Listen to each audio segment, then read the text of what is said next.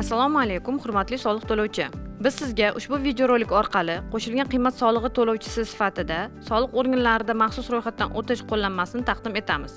Qo'shilgan qiymat solig'i to'lovchilarini hisobga qo'yish, ya'ni maxsus guvohnoma olish uchun may3.soliq.uz elektron soliq xizmatlari portalidagi shaxsiy kabinetga so'rov yuborish tomonidan elektron raqamli imzo yordamida kiriladi.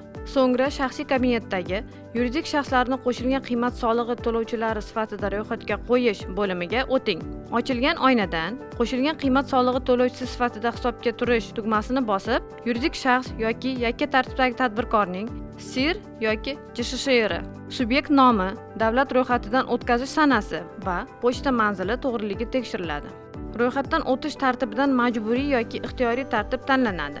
So'ngra ro'yxatdan o'tish tartibiga ko'ra asoslardan birini tanlab, o'tish sanasi kiritiladi. Arizada ko'rsatilgan ma'lumotlarning to'liqligi va ishonchliligi tekshirilib, so'ng tasdiqlanadi.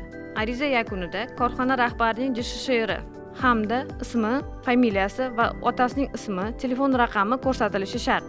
Barcha ma'lumotlar kiritilgach, korxonaning ijara ma'lumotlari yoki kadastr hujjatlari biriktirilib, yuborish tugmasini bosish orqali jarayon yakunlanadi.